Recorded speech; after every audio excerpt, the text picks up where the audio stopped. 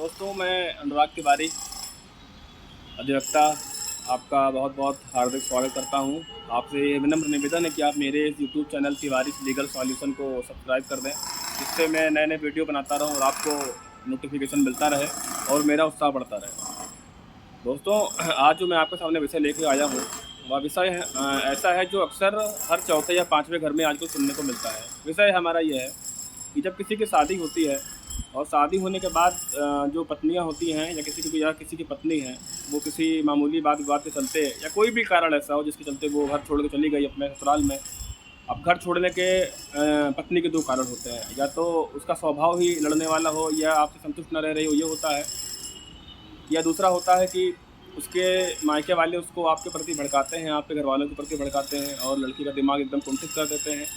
फिर लड़की चली जाती है अपने मायके में और वहाँ पे वो रहती है, आपके वहाँ नहीं आती है। आप बुलाने का प्रयास करते हैं बट वो आती नहीं है, और आपके मन में डर रहता है ऐसा ना हो कहीं से घर वाले उसको भड़का करके हमारे खिलाफ कोई मुकदमा लिखा दें, कोई परेशानी पैदा कर दें, या ऐसे बहुत सारे चीज़ें हैं जो आपके मन में आती हैं। और दोस्तों, हमारे समाज में कानून का बहुत अभाव है। अक्सर जब किसी के वहाँ ये होता है, किसी की पत्नी चली गई, नहीं आ रही है या अनावश्यक वाद विवाद कर रही है, घर पे आ ही नहीं रही है और पति अकेला बेचारा परेशान है, शादी के बाद भी उसको पत्नी का सुख नहीं मिल पा रहा है, तो वो फिर बहुत लोग उसको कानूनी जानकारी देते हैं। जो नहीं वकील है वो भी वकील की तरह जानकारी देते हैं उसको कि परेशान मत हो, उसके ऊपर तलाक का मुकदमा कर दो। मतलब सीधे सीधे तलाक की बात करते हैं, इसको छोड़ ही दो। मतलब कोई घर बसाने का नाम नहीं लेता है कि नहीं आप उसको वापस बुलवाइए घर पे, या कोई ऐसा कानूनी रास्ता अपनाइए जिससे लड़की घर पे आपके वापस आ जाए। कोई इस तरह का सुझाव आपको नहीं देता है। लोग आपको अलग अलग जानकारी देते हैं कि आप उसको तलाक ले लो, उसके ऊपर मुकदमा लिखा दो और सेक्शन 9 का डाल दो, विदाई का मुकदमा डाल दो। हालांकि विदाई का मुकदमा डालना कोई इतना गलत नहीं है, विदाई का मुकदमा भी सही है। बट विदाई का मुकदमा हम जब डालते हैं तो हम लोग जानते हैं कि फैमिली कोर्ट में, पारिवारिक न्यायालय में विदाई का मुकदमा पड़ता है, सेक्शन 9। और वो मुकदमा पड़ने के बाद काफ़ी समय लगता है, लंबी प्रक्रिया होती है, जल्दी फैसला नहीं आता है।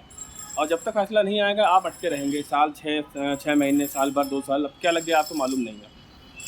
और आपकी शादी के अभी नए नए कुछ दिन हुए हैं, तो हमारे हिसाब से, हमारे अनुसार, हालांकि मैं भी अपने क्लाइंटों को सेक्शन 9 का तरीका बताता हूँ कि आप सेक्शन 9 डालिए, जिससे पत्नी आपके घर आएगी या फिर जवाब देगी कि हम क्यों नहीं आ रहे हैं।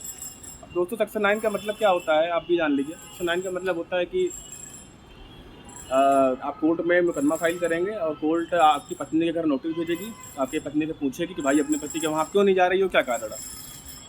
तो पत्नी आपके जवाब देगी हम क्यों नहीं आ रहे हैं, क्या है। फिर कोर्ट ऑर्डर कर देगी, भैया आप जाओ, इनके घर में रहो, आपको रहना पड़ेगा। फिर पत्नी जाकर रहती है। लेकिन इन सब प्रक्रियाओं में बहुत समय लग जाता है दोस्तों। तो समय ना लगे और कोई जल्दी ये काम हो जाए, इसके लिए मैंने एक नया तरीका सोचा आज आपके साथ मैं शेयर करूं। और मैंने इस पर एक प्रैक्टिकल भी किया है, मैंने अपने क्लाइंट के साथ ऐसा प्रैक्टिकल किया और बहुत सफल भी हुआ। तो मैं सोचा कि मैं इस जानकारी को साझा करूं कि सेक्शन 9 का तरीका बहुत पुराना हो गया। अगर पत्नी छोड़ के चली जाए और आप सेक्शन 9 डाल दीजिए तो तरीका पुराना हो गया। कुछ ऐसा तरीका अपनाइए जिसमें कम समय लगे और जल्दी हो जाए। तो दोस्तों, इसके लिए आपको बस एक तरीका करना है कि जैसे ही पत्नी घर छोड़ के चली जाए, ठीक भाई, पत्नी घर छोड़ के जाती है और नहीं आती है, कोई आपके ऊपर केस मुकदमा भी नहीं करती है फ़िलहाल, तो आप विलम्ब ना करिए। उसके केस या मुकदमा करने का इतना समय मत दीजिए। जब किसी की पत्नी अपने मायके जाती है बिना किसी कारण के छोड़ के अपने पति को, तो जाहिर सी बात है वो वहाँ जाती है, आती नहीं है, तो तुरंत मुकदमा वो भी नहीं करती है ना। हालांकि मायके वाले सबको समझाते हैं, मोटिवेट करते हैं कि केस कर दो, मुकदमा कर दो, पति को परेशान कर दो। बड़ा ही लोग अपना रायता फैलाते हैं, लड़कियों को समझाते हैं, भड़काते हैं। तो आप प्रयास कीजिए कि जैसे ही पत्नी घर छोड़ के चली जाए, आप बिना विलम्ब किए हफ्ता, 10 दिन, 15 दिन वेट कीजिए, ठीक है ना। और प्रेम पूर्वक रहिए पत्नी के साथ, फ़ोन से बात करिए, उसको घर बुलाने का रिक्वेस्ट कीजिए, है ना। लड़ाई वड़ाई बिल्कुल मत कीजिए। वो नहीं आती है तो बस इतना ध्यान रखिएगा कि कोई खास मुकदमा वो आपके ऊपर ना कर पाए। थाने में कर दे, वहाँ कर दे, कोई बात नहीं, है ना। कहने का मतलब ये है कि जब पत्नी घर छोड़ के जाए तो आप तुरंत किसी एडवोकेट से मिलिए और आप चले जाइए हाई कोर्ट। हाई कोर्ट में हैबियस कॉर्पस पड़ता है, बंदी प्रत्यक्षीकरण याचिका। अब ये क्या होता है दोस्तों, हमारे संविधान के 226 अनुच्छेद में ये व्यवस्था है कि हर किसी को अपनी पत्नी के साथ रहने का अधिकार है, हर किसी को शादी करने का अधिकार है, हर किसी को अपनी ज़िंदगी को जीने का अधिकार है। तो जीने के अधिकार के थ्रू आपके किसी अपने को, अगर किसी ने अपने वहाँ बंदी बना के रखा हुआ है, वो चाहे पुलिस हो, चाहे कोई भी प्राइवेट आदमी हो, तो आप हाई कोर्ट में हैबियस कॉर्पस की शरण ले सकते हैं। हैबियस कॉर्पस एक बहुत ही कठोरतम कार्रवाई के लिए बना होता है, जिसको सुनने की पावर सिर्फ हाई कोर्ट को है। तो हाई कोर्ट में आप अपने अधिवक्ता के माध्यम से एक रिट याचिका एक एप्लीकेशन दाखिल कीजिए और उसमें ये लिखिए कि हमारी पत्नी अपने मायके चली गई है और वो वापस नहीं आ रही है, और उसके घर वालों ने उसको भड़का दिया है, उसको समझा दिया है, और ना कोई कारण है ना कुछ है, और मैं बहुत परेशान हूँ। जो कुछ भी पटिशन है वो आपका वकील बनाएगा अपने हिसाब से, आपको कुछ करना नहीं है। और जब ये ऐसा एक case habeas corpus high court में पड़ जाएगा, तो पढ़ने के बाद अब होना क्या है, हाई कोर्ट तुरंत एक ऑर्डर इश्यू करेगी पत्नी के मायके में कि भाई क्या कारण है, आप यहाँ पे क्यों नहीं आ रही हैं। और हाई कोर्ट की बहुत खास बात होती है कि हाई कोर्ट टोटल सबूतों पे चलता है। वहाँ पे जज्बात इमोशनल, हालांकि जज्बात और इमोशन किसी कोर्ट में नहीं चलता है, बट हाई कोर्ट में कुछ ज़्यादा ही स्ट्रिक्ट बात है। इसलिए हैबियस कॉर्पस में को करने की मैं सलाह देता हूँ, ये बहुत अच्छी चीज़ है। अब सुनिए हैबियस कॉर्पस के पास होता क्या है। जब हैबियस कॉर्पस आप डाल देते हैं तो हाई कोर्ट एक नोटिस इश्यू करता है लड़की के घर वालों को कि आप कोर्ट में आइए, है ना, और यहाँ पे हमको जवाब दीजिए। अच्छा, एक बात मैं आपको बताना भूल गया स्टार्टिंग में कि जब आप हैबियस कॉर्पस दाखिल करेंगे तो आपको पार्टी जिनको बनानी है, पार्टी का मतलब ये है कि आपको जिनका नाम मुकदमे में लिखवाना है, उसमें आप लड़की के भाई, ससुर, मम्मी और जितने भी उसके सगे खून के संबंध में उन सबके ऊपर आप उन सबका नाम लिखवाइएगा, है ना। और लड़की के नाम हो सके तो ना लिखवाइएगा, ये लिखवाएंगे तो भी कोई समस्या नहीं है, खैर आना तो उनको कोर्ट में पड़ेगा ही। तो संबंधित डेट में जब डेट लगेगी तो हाई कोर्ट में आएंगे लड़की के घर वाले, वहाँ पेश होंगे, लड़की खुद आएगी। अब देखिए, जब लड़की कोर्ट में आएगी तो उसके पास 2 सवाल होंगे। तो उसके बाद तो कोर्ट उससे पूछेगी कि आप अपने पति के साथ क्यों नहीं रह रही हैं। तो दोस्तों ध्यान दीजिएगा, उसके पास सिर्फ 3 जवाब होंगे। और दोस्तों सबसे अच्छी बात क्या है इस हैबियस कॉर्पस की कि वो जो भी जवाब देगी तो उसमें उसी को फंसना है, आपको बिल्कुल नहीं फंसना है। पहला बात ये पहला अपने घर वालों को बचाने के लिए वो ये कहेगी कि नहीं, मैं अपने घर वालों की मर्ज़ी से नहीं गई हूँ, मैं तो अपने आप ही रहने गई हूँ। ठीक, फिर कोर्ट पूछेगी तो फिर क्या कारण है, क्यों गई हैं। तो कहेगी मेरे पति मुझे मारते पीटते थे और वो परेशान करके में चली आई। तो फिर हाई कोर्ट से पूछ लेगा, अगर आपको मारते पीटते थे, परेशान करते थे, तो आपने की शिकायत कहाँ की इसके पहले, कहीं की आपने? जाहिर सी बात है पत्नी ने शिकायत नहीं की है, क्योंकि ऐसे ही चली गई थी वो, तो भी फंसेगी। ठीक, आपको घर भेजने का आदेश हो जाएगा, आपके पत्नी को आपके साथ रहने का आदेश हो जाएगा। दूसरा वो ये कहेगी कि